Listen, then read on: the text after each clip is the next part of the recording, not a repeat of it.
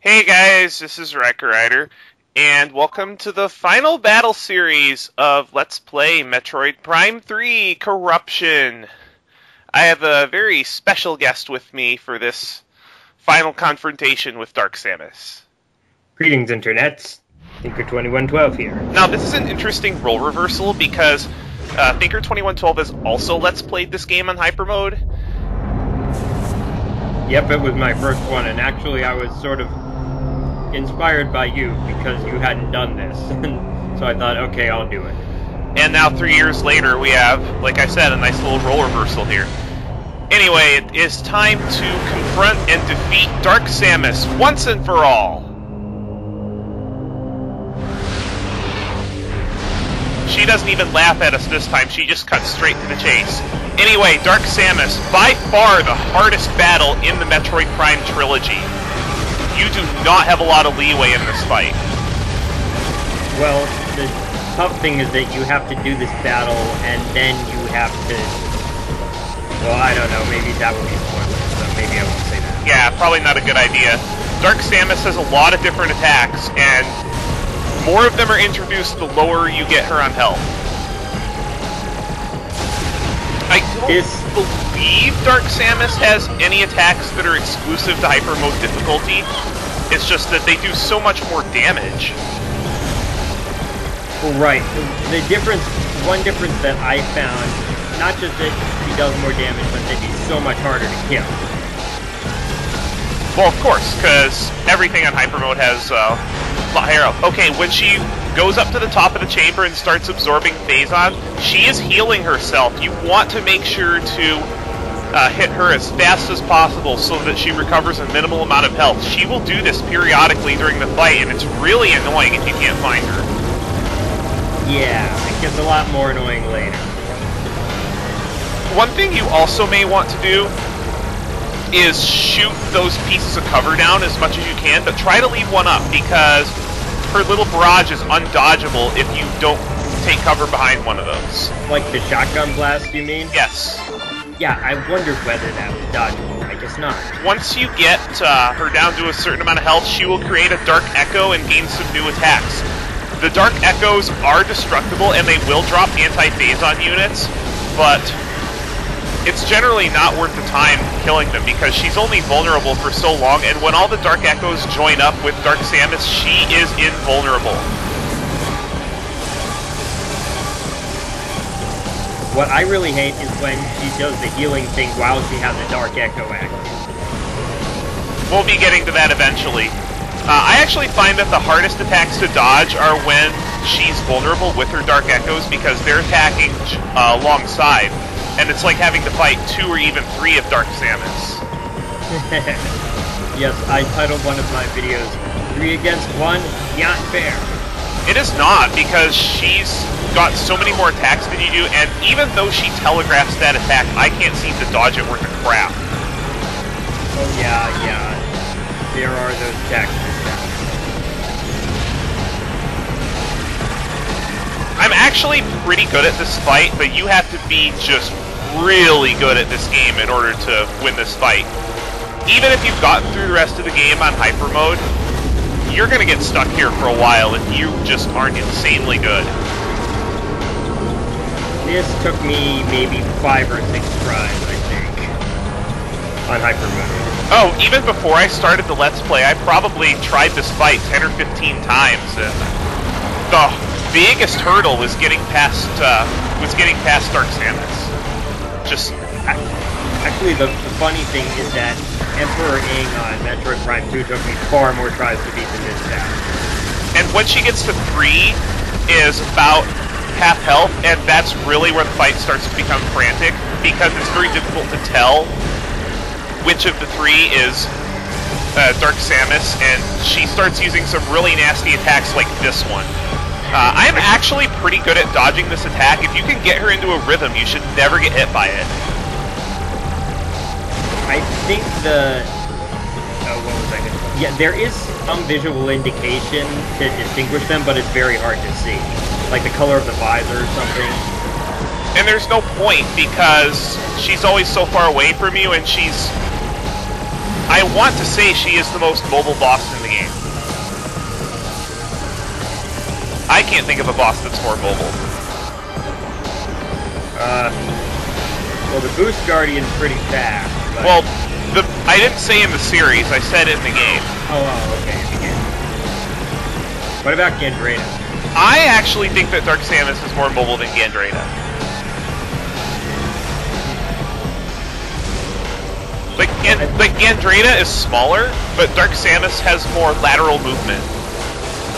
This sweeping beam attack is your cue to do a lot of damage to Dark Samus and the Dark Echo with the Hyper Ball, and it will also break any cover that is currently on the battlefield. So make sure and hold a charge shot to draw any anti-phase-on units they may have dropped. Yeah, I find that this, like maybe more than any other battle in the game or the series, you need to be able to pick up Energizer in the middle of this one. Even if you are perfect at dodging attacks, the fight will take so long that your phase-on bar is going to fill up pretty high, and that was such a cheap shot. What, exactly? What happened? The part where she fired her barrage and I had no cover? Oh. That happens quite frequently during this fight, and there's nothing you can do about it. I want to say this is one of the most luck-based fights in the series.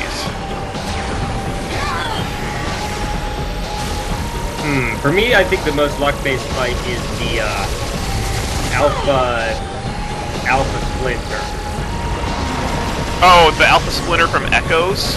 Yes. On Hypermode, arguably. Just because you only have one energy tank, and that thing is, like, it doesn't really telegraph its moves. Exactly. That's why I'd say it's luck-based, for those two reasons. Actually, you're taking her apart pretty quickly. It took me a lot longer to get her to this point, I think. Well, also, my phase-on bar is pretty high up. Also, when she uses these missiles, this is a really nice break for you, because this is a very easy attack to stop, and it drops plenty of anti-phase-on units. Metroid, or Dark Samus is also vulnerable during this, so you might be able to get a few shots in on her. So convenient that she drops those big things on the battlefield. And also, if you can get her into a rhythm and not have to jump, you can get a lot of shots in on her when she's performing this attack. And a lot of people think that this is the hardest attack of hers to dodge, but once you find the rhythm, you really shouldn't get hit by it. And I remember in your playthrough, that was your one attack that you had trouble dodging. The one where you just... The one that you just did? Yes, like the blender. Circling around each other? Yes. I don't know, for me, I thought it was just the one where she crouches down and charges that was hardest for me to avoid. Well, she doesn't telegraph that, and if you get hit by one, you're probably going to get hit by all of them. Yeah, the one you're talking about was annoying too, but I could avoid it some of the time. And so much goes on in this fight that you really can't watch your radar for where they're coming from. There is a lot going on in this fight, and if you're not aware of all of it, you're just going to get annihilated. The difficulty jump from veteran to hyper mode on this fight is unbelievable. It is unlike anything I have ever played. And this is, without a doubt, the hardest thing I've ever attempted for my channel. Really? Huh. This is definitely the hardest game at the very least. You are not doing so well in energy.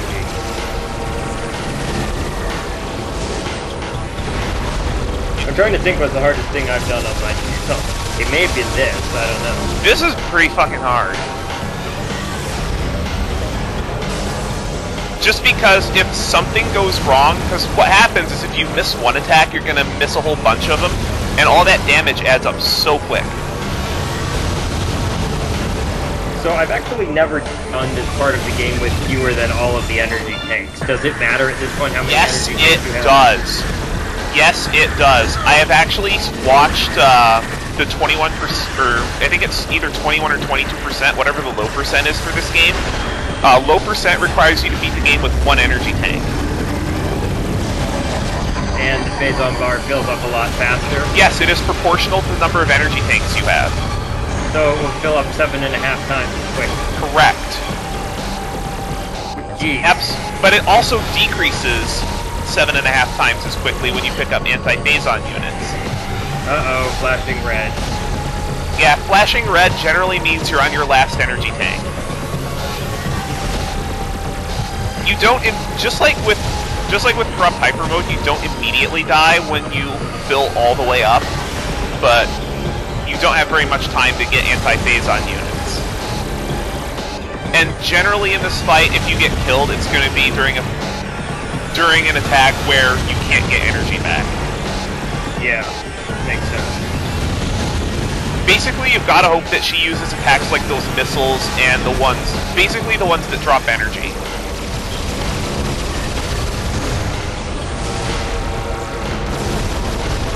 Wow, I'm beginning to remember how tough this was.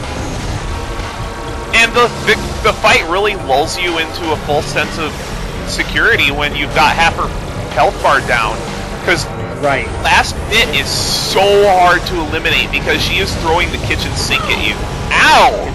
It's like half of the Final Fantasy XII bosses. The lower their health is, the more slowly it goes down. Not only that, but the more dangerous they get. Dark Samus, even at this point, the closer you get her down to dead, the more dangerous she gets.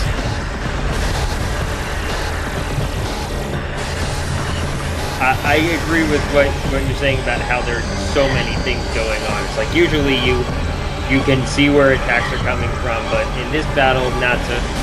I mean, you've got you've got at least 2 or 3 things to think about at the same time, and you want to you gotta focus on busting all these boxes open, or not boxes, but busting anything open you can for health. You almost want to prioritize that more than dealing damage.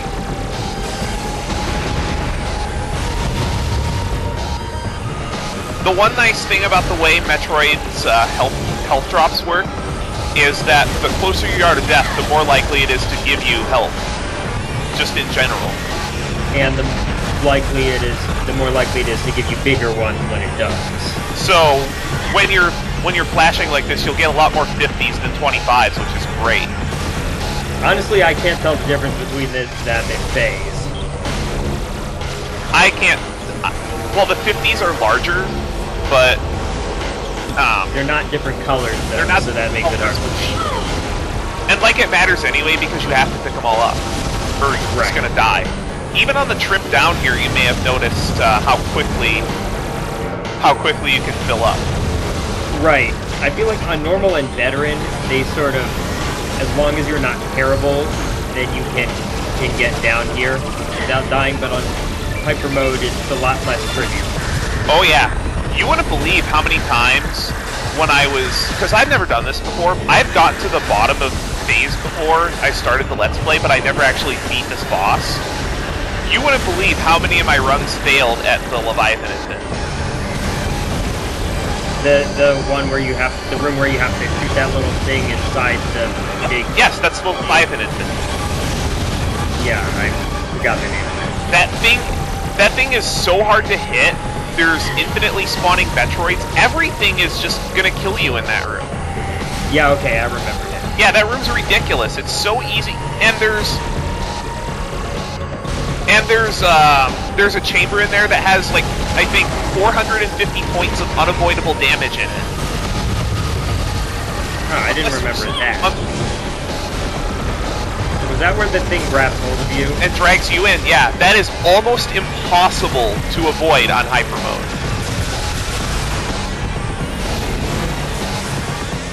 I really hated to let those health pillars go, but she didn't really give me a choice. Because if she blows them up, I don't know if they never drop energy, but they definitely drop it less often. Go away! Yeah, I cut that one really close. Unfortunately, this is not even half the fight. Hey, you remember? Looks like she brought backup. Remember that Aurora unit that the pirates stole out of the Valhalla? They brought it here. So now we gotta fight an Aurora unit. Gee, this doesn't look like Mother Brain at all. Nope, not one bit. Now, this is not exactly a difficult fight, but the thing it's just a long one. It's a long one, not just because of just the way the fight is set up, but you have to spend a lot of this fight getting your health back down, because almost everything that 313 does drops health. She sends out Dark Echoes that drop health, her Phazon Tentacles drop health, and she's got another attack that drops health. So really, this part of the fight is about not taking damage, and all of her attacks are, except one that she only uses later in the fight, are all relatively easy to dodge. That purple beam was my least favorite, the one that hit me the most often, I think. The only reason why you would get hit by that beam is if it spawns right on top of you. If it doesn't spawn right on top of you, there's no reason to get hit by it. Yeah, maybe that's what happened. Oh, this is also reminding me of how bad it was before I had my capture card. Because when I was using my webcam, it didn't even, like, register purple. It just made everything purple into blue. Yeah, I remember watching that. Of course, we've come so far in technology and capture cards have gotten so cheap. Oh, if you guys are having trouble with the beam spawning on top of you, pretty much just try to stay constantly moving, and it'll very rarely hit you right at the start. And then you can just get into the rhythm of jumping over it. I want to say that 313 is the most tedious fight in the game. I think this thing needs a stagger gauge.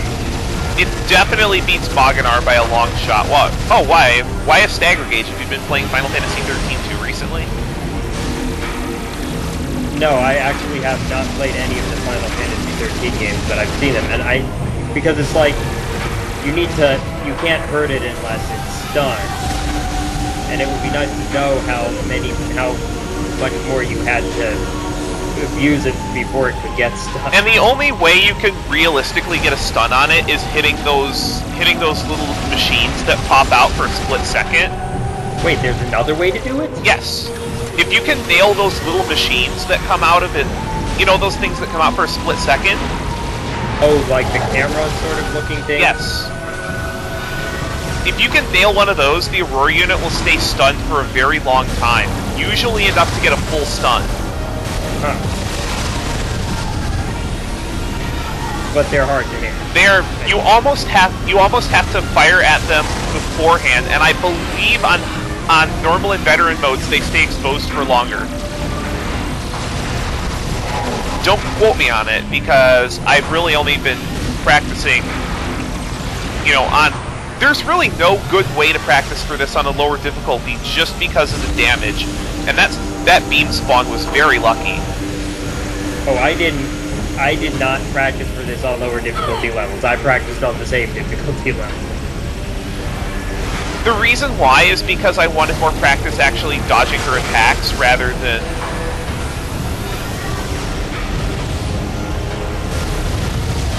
but there's really nothing that can prepare you for this other than just getting here, and even getting here is hard. But you may have noticed how much our Phazon bar is decreased already. You want to actually get this pretty much all the way to empty before you take the Aurora unit out. So would you say that each one on the highest difficulty level is harder than Echoes? Oh, absolutely. Absolutely. I think that this final boss gauntlet is harder than anything on Echoes, even the Emperor. So, like, I went through, like, it actually was years between the first time I tried Emperor Ing on hard, like hard on the original GameCube version, and the time when I actually beat him. Like, I went through several playthroughs where I'd do it, get up to the Emperor Ing, try it a bunch of times, and not be able to beat it. Oh, I forget how many times Emperor Ing took me for my Let's Play. I want to say it was 7. Well, but the funny thing is, the first time I tried a certain strategy, I got rid of it easily. thing was that I was trying to do damage to it. Like, I was trying weapons that did high damage but didn't have that much of a chance of hitting. So instead, I did what some game FAQs I recommended and just used normal Annihilator beam shots to damage. Well, that's because Annihilator beam shots have tracking, and you really need tracking to hit that guy. That was another very lucky purple beam spawn. That easily could have hit right on top of me. One thing you may notice so far in this fight with the Aurora unit is I don't believe I've gotten actually hit by a single attack yet. You also haven't done any damage. Well, that's not the goal of this fight right now. Right.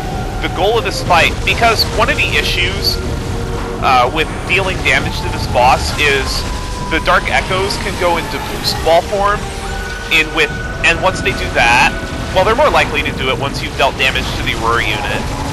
And the more damage you've dealt to it, the more likely they are to go in there. Not only do they become harder to dodge, but you will not get anti-phase on units from them. So you want to spend more time in the early phase of this battle and less time in the late phase, is what you're saying. That and it is important to get your phase-on bar almost empty. Because you want to end this fight with a very low phase-on bar. And you'll see that quite a bit later, because due to the nature of what you have to do, the fight with the Aurora unit goes on for a long time, and that was a very unfortunate spawn as well. You mean that he just landed on the opposite side? Yeah.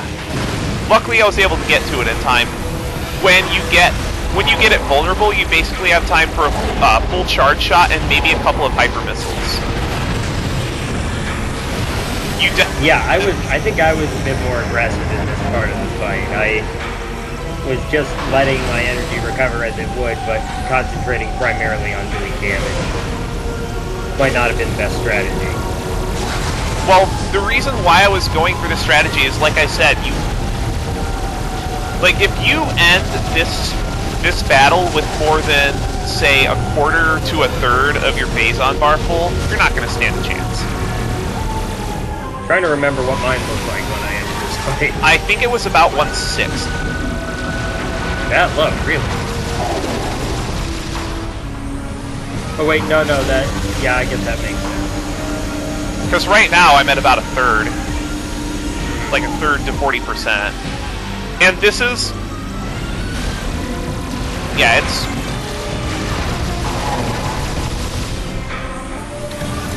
It's what? This fight, you just have to execute everything perfectly. Yeah. Especially once you get the Aurora unit below half health, then it starts using an attack that is very difficult to dodge. It will drop health in that attack as well, but what's likely going to happen is you're going to take a couple hits and it's going to be a wash. Mm-hmm. I think I know which one you're talking about. Yeah, it's really nasty.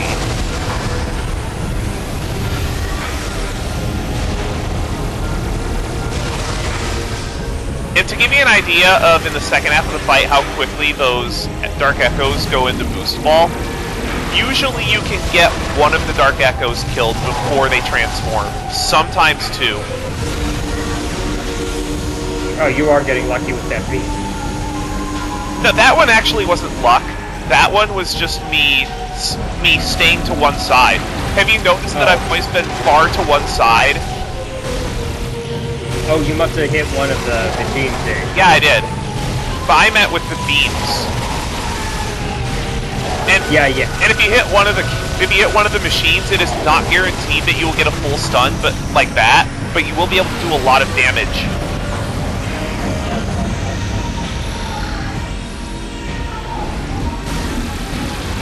And when you don't get a full stun off that, it's kind of frustrating.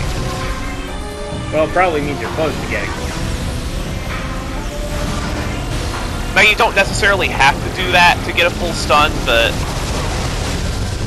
generally, when you take out the Phazon Tentacle and it's vulnerable, you'll only be able to get one or two shots off anyway. Mm-hmm. Do you think it's more effective to use charge shots on that, or just use regular shots? See what I mean by the beam spawning on top of you? Yeah. Do I think it's more effective to use charge or regular shots on what? just for this fight in general. I really like the charge guys, personally. They're weaker, but you can fire them a lot faster, so that's the same reason I like them. Generally, if the beam starts shooting to one side, you can get in the rhythm pretty easily. And you saw that that beam does a lot of damage. I want to say it does over 100 damage. Well, yeah, I just remember it scared me because it was unpredictable and it did a lot of damage.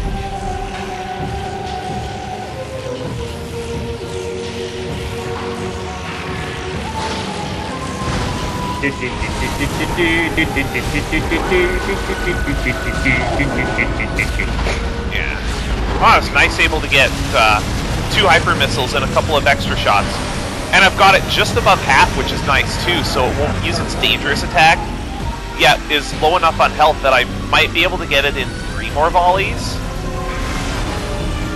Yeah, I don't remember being able to damage it as quickly as you did, like, once it's open. Oh, there we go with the boost ball. Yeah, and you can't really see this attack very well either is another problem. It's like the Boost Guardian all over again. I don't even want to think about Boost Guardian because, well, this is going to go up way after I put this up, but at the moment this is being recorded, my Tuesday night stream is a Metroid Prime Trilogy, and the next Tuesday I'm going to be finishing up Metroid Prime and starting Metroid Prime 2 Echoes, and yeah, it spawned on top of me again like that. That's really frustrating. But yeah, I'm going to be doing Metroid Prime 2 Echoes on Trilogy, and from what I hear, Hypermode on Trilogy is actually harder than the original hard. Really? Not by I thought it was the equivalent. Not by much, but it's a little hard.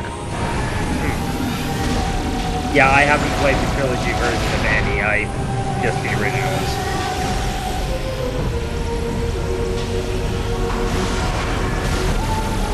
And then I played Other M and I was like, what the hell? Yeah, I didn't care for Other M. Trilogy, though, I want to say that Metroid Prime Trilogy is the best game compilation ever. Huh, really? Which explains why it goes for like $100+ now. Wow.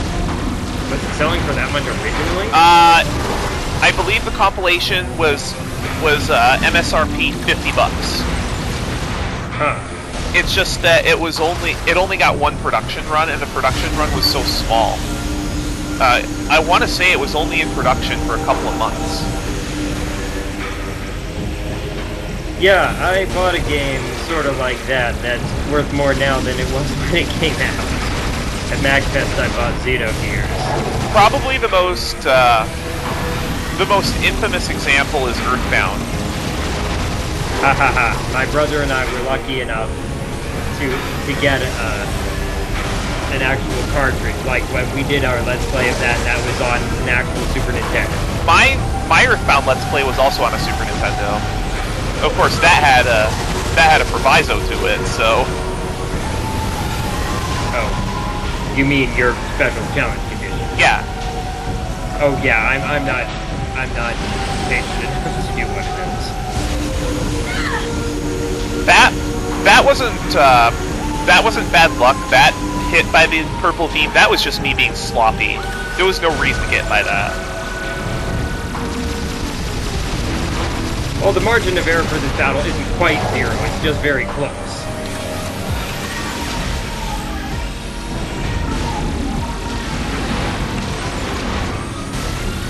Well, unlike say Stardust, where you could get hit by a million things and still win. Yeah, even on Hypermode difficulty, I mean, I don't know if you got to see me fight Stardust the other week, but... No, I didn't. I'm just remembering from your Let's Play, which that was hilarious. That fight was terrible, and then when I played Metroid Prime Trilogy for the stream, I was equally bad at dodging his attacks. I think I ended up with like 105 energy left at the end of the fight. Good thing that rock that hits you doesn't do any damage. I know which one you're talking about. Like in the cutscene, you know how... 5 energy, 105. Yeah, I know. But you know the rock that hits you in the cutscene after the fight? Yeah, I always thought that was pretty funny. Yeah, me too. In a game that's supposed to be serious, just little things like that.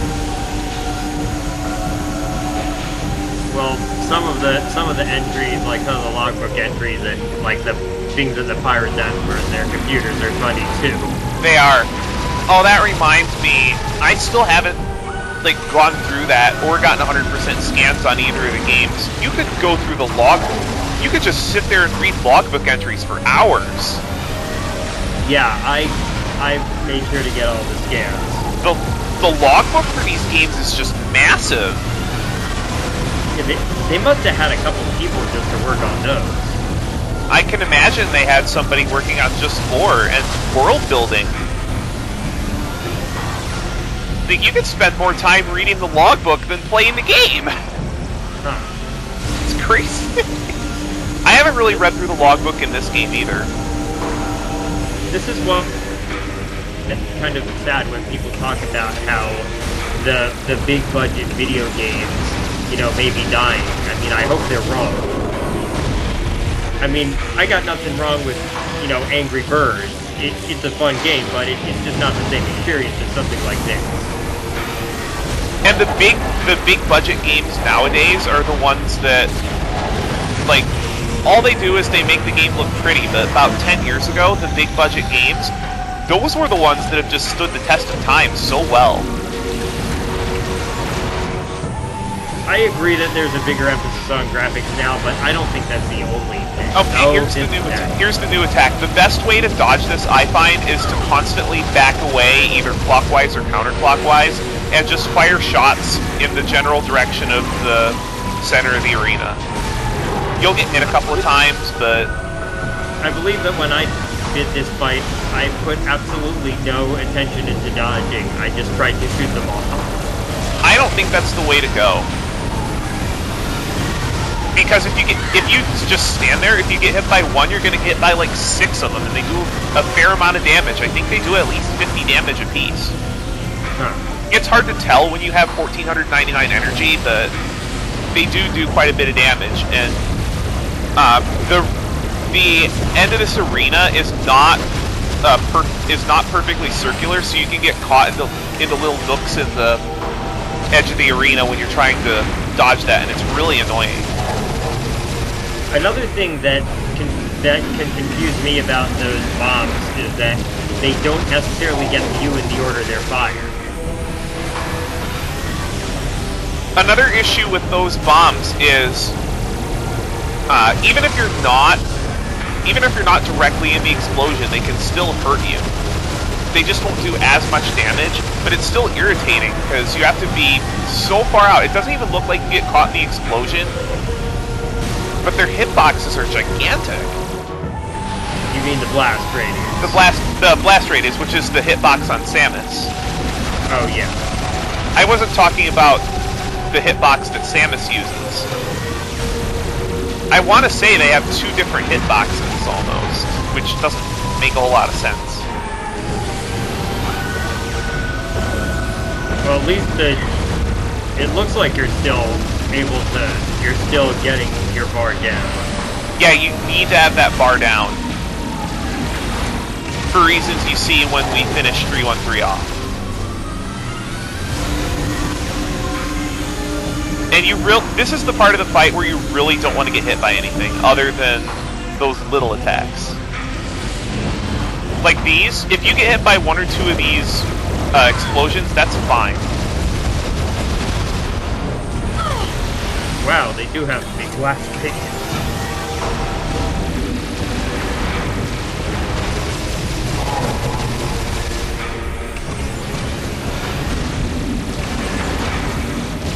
You said that the things stay open longer on the lower difficulty levels? I believe so.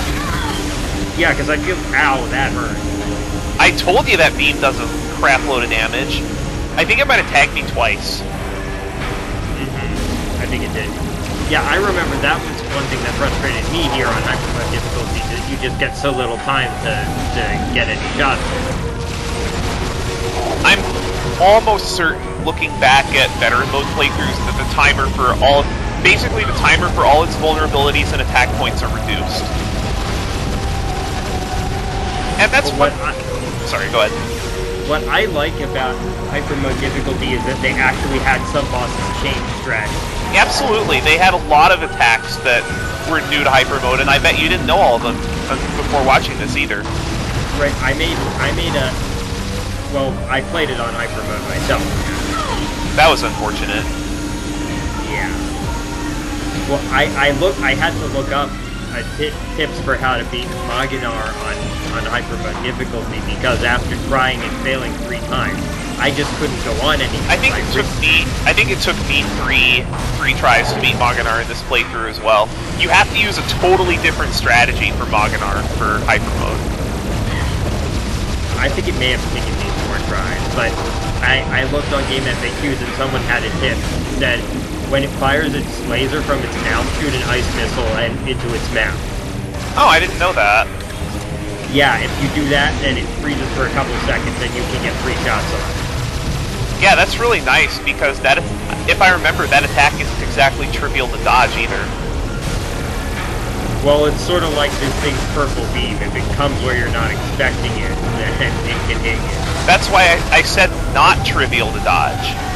Yeah, I know. Fair enough. But by the way, thanks for rescheduling this. Tomorrow would not have... Obviously, because well, I'm not huge into football anymore, and my team was not very good, so... Yeah, my team is playing tomorrow. I bet that's got to be a great feeling.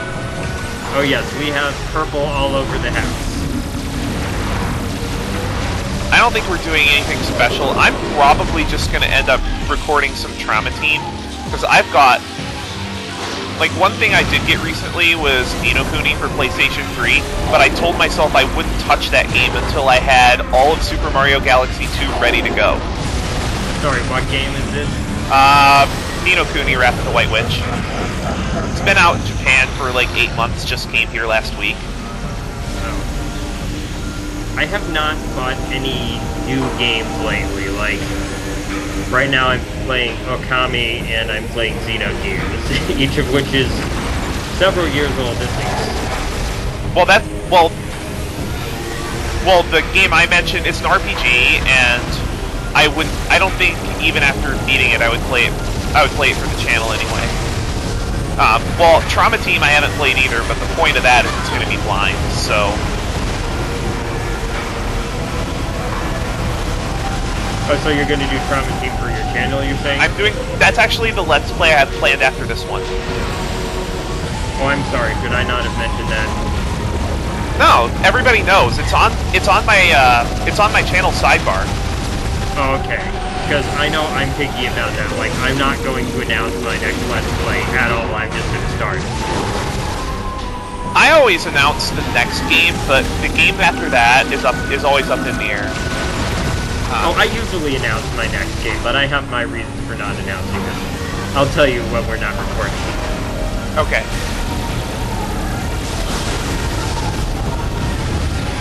Maybe I can get the Aurora unit in one more volley. I doubt it, but maybe. It's gonna be close. And I would actually kind of prefer to do it in 2 volleys because I want to get my health down a little bit more.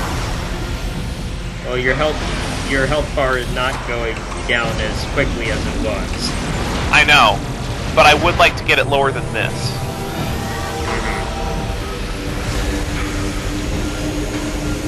There's so much luck in these 3 fights. Like, the Dark Samus and this fight, and then there's one more after it. Well, I feel like, you know, within the span of a minute or so, you can be lucky or unlucky, but yeah, over the whole battle, it tends to balance out. You'd be surprised. You'd be very surprised at just how much can go wrong in this fight.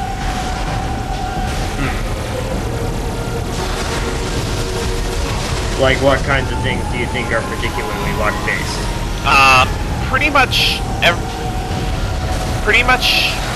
every attack in the second half of the Aurora unit, like the purple beam is probably like that. What was I supposed to do about that? Good question. I see your point. And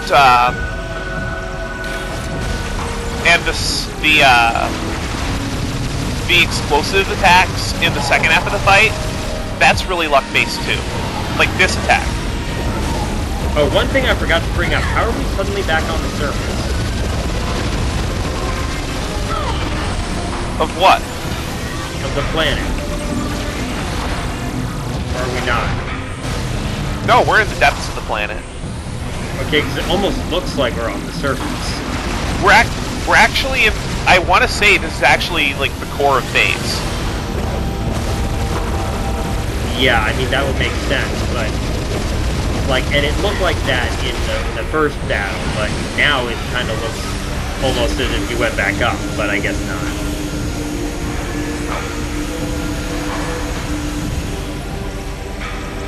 Unless I get some more health back really quick, I don't think I have a great shot at this.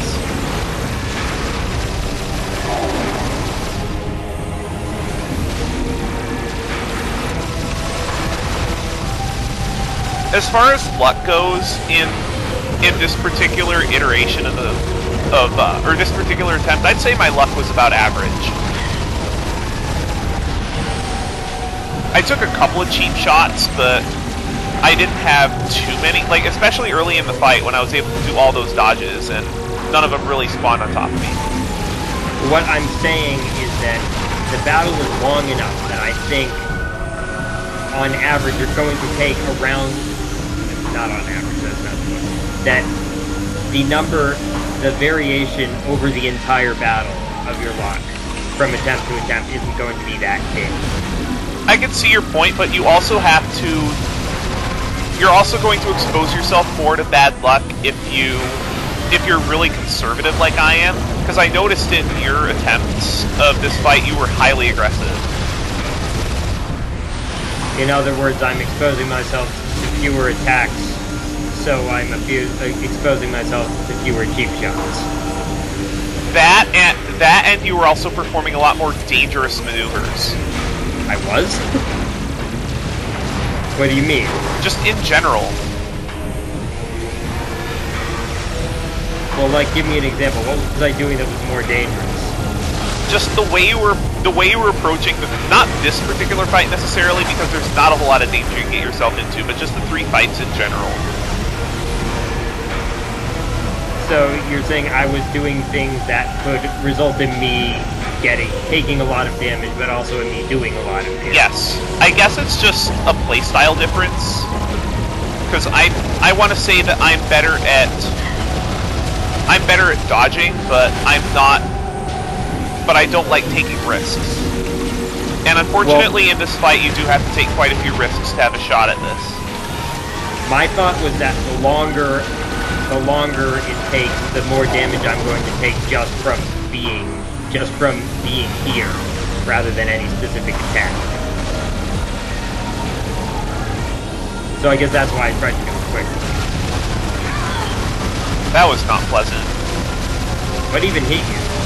I think I might have backed into one of the Dark Echoes going into Morph Ball when I was trying to shoot the other one. You pretty much have to constantly stay in motion for this fight. What pissed me off about the Dark Echoes is that, like, if they turn into Goofball mode, then you can't even shoot them. I mentioned that.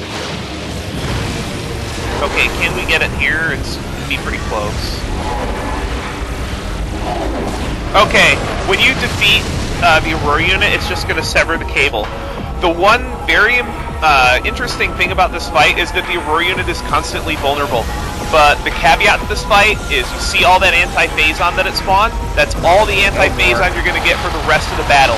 You need to do this phase quickly, and the Aurora unit has a ton of nasty attacks that are hard to dodge. Oh, did you use a screw attack to dodge that? I didn't intend to. Oh, this attack is so cheap. There are a couple ways you can go about dodging this. One of them is to try to stay under the Aurora unit, but I actually find that it's more effective to try to back away from it completely. Yeah, I see what you mean. Like, I took the riskier strategy on that by trying to stay under it so I could hit. But that attack that it uses every time after the lasers, where it just spins across the arena, if you can do enough damage to it in that form, you'll stun it, and you'll be able to get like a full charge shot, maybe a hyper missile or two, depending on how good your aim is. But there's really... I don't see how it telegraphs its motion at all. Oh, I don't either. I think it's completely unpredictable. Where you're just going to take damage there. I think I missed with that hyper missile, unfortunately. Missed one of the what? I missed with that last hyper missile. Oh. And you're gonna get hit by this attack a couple of times, no matter how, no matter what you do, but... Well, the nice thing is that it seems like throughout most of the battle, if at any time you're really beating him up, then you're gonna stun. Like, not for a long time. That attack, the attack where it fires that plasma shot, it'll always be stunned after that. Oh, really? Yes. Oh. Another very annoying thing about this laser attack is that the amount of time that it exposes you to the lasers is variable. So you can't know, oh, it's going to go off in another 2 seconds. Nope. And that's probably the thing that bugs me the most about this fight, is that you never know when you can, like, stop dodging or whatnot. Did it just do that thing twice in a row? When it does do that 2, 3, even 4 times in a row when you get it low on health. Now it just looks kind of like a Metroid. Pretty much. I've got a pretty good health buffer, so I think I've got a good shot at actually getting this. Oh yeah, I was pretty desperate at the end. I think I don't know how many energy tanks I have left. Probably not much. Probably no more than 2, maybe only 1. That was a nice stun as well. Oh yeah. I didn't figure out until, like, I think it was the recording where I was successful, that you could actually stun him while he was doing that. Yeah, just one more good stun volley should do it, shouldn't it?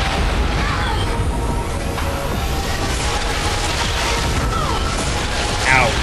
Yeah, if you get hit by one, you'll get hit by multiples, and sometimes I just can't get around fast enough. Yeah, that's good.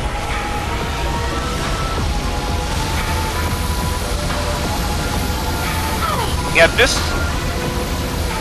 here. Have you ever seen the Aurora unit do its lasers for this long? No, I don't think so. Like, right there, that was just the game rejecting me. Ow. There was no reason for that. Okay, now I see what you mean about this being based on luck. Like, the game just spit me out right there. That was ridiculous. I had that in the bag. That is very frustrating.